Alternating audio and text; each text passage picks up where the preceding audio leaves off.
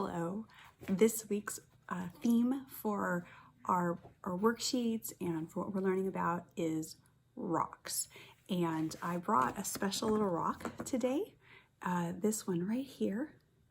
It's got lots of colors, like when you look really close, it's browns and yellows.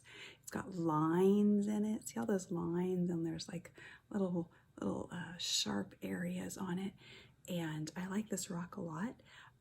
It fits in my pocket with my thumb in it. This is actually a rock I keep at home and put in a jeans pocket, and I'll walk around with it. And it's comforting. It's really shiny. It has a name. Its name is Ray. Now, it's not a Star Wars one, and I love Star Wars, but it's named Ray, R-E-Y, Ray, because I got it from Monterey, you know, where the aquarium is. So the name of my rock is Ray. And I want to read to you this book called Everybody Needs a Rock. It is by Bird Baylor with pictures by Peter Parnell.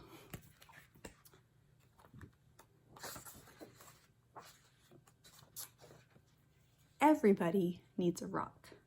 I'm sorry for kids who don't have a rock for a friend. I'm sorry for kids who only have tricycles, bicycles, horses, elephants, goldfish, 3-room playhouses, fire engines, wind-up dragons, and things like that. If they don't have a rock for a friend. That's why I'm giving them my own 10 rules for finding a rock. Not just any rock.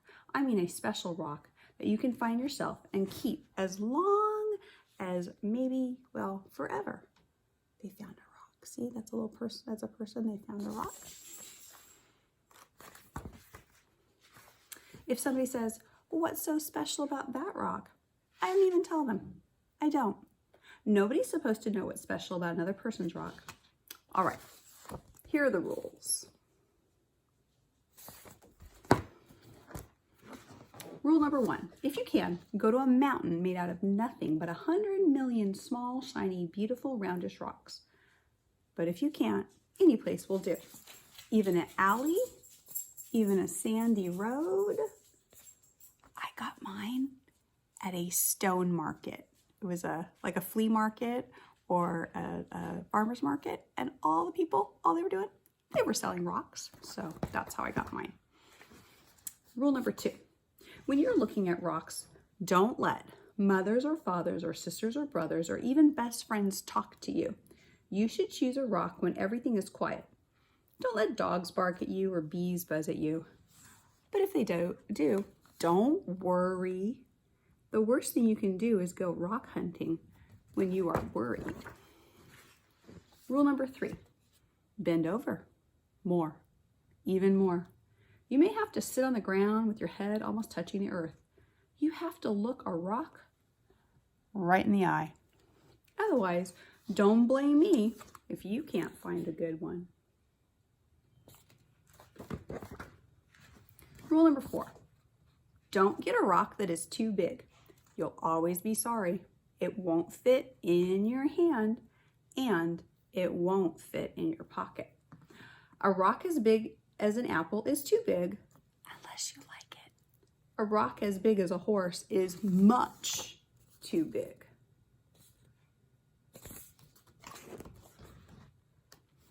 Rule number 5, don't choose a rock that's too small. It will only be easy to lose, or a mouse might eat it thinking that it is a seed. Believe me, that happened to a boy in the state of Arizona. See the mouse? That's his rock. That's a mouse. Silly, huh? Rule number 6, the size must be perfect. It has to feel easy in your hand when you close your fingers over it. It has to feel jumpy in your pocket when you run. Some people touch a rock 1,000 times a day. There aren't many things that feel as good as a rock if the rock is perfect.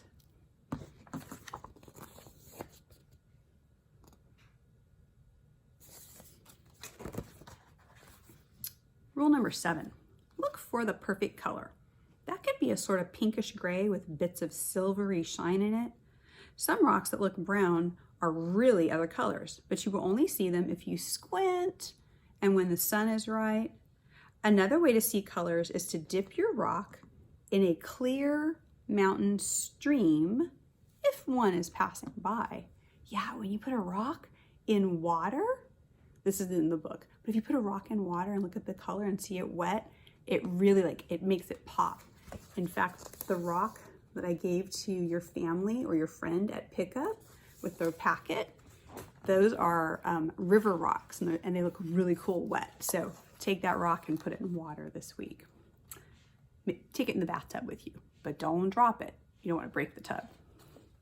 Rule number 8, the shape of the rock is up to you. There's a girl in Alaska who only likes flat rocks.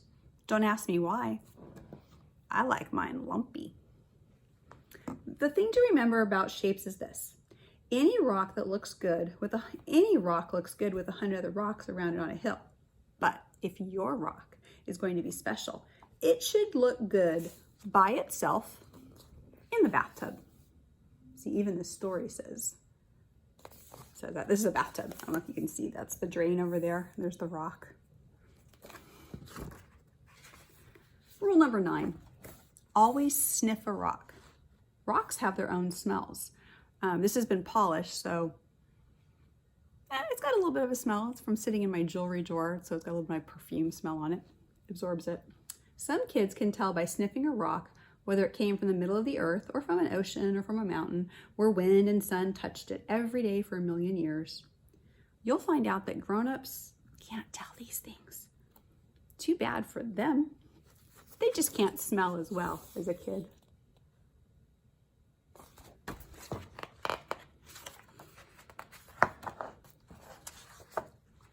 Rule number 10, don't ask anybody to help you choose. I've seen a lizard pick one rock out of a desert full of rocks and go sit there alone. I've seen a snail pass up 20 rocks and spend all day getting to the one it wanted. You have to make up your own mind. You'll know. There's the lizard. You see the lizard hiding on the rock in the sun? Right there. All right, that's 10 rules. If you think of any more, write them down yourself. I'm going out to play a game that takes just me and one rock to play. And I happen to have a rock right here in my hand. Can you guys think of a game? You could play hopscotch. You could go take out a white rock and draw a hopscotch out in your front yard, on your driveway or your sidewalk. And you could take a rock out and you put it in the square, and then you have to hop over it, and then you can move it around. All right, that book, you guys know I like books, and I've loved that book since college. One of my college professors memorized the whole thing, and she recited it to us. Like, she didn't use the book at all, and she recited it to us. So this book I've known about for 30 years, and I think the 10 rules are good. All right, we'll learn more about rocks this week. Goodbye.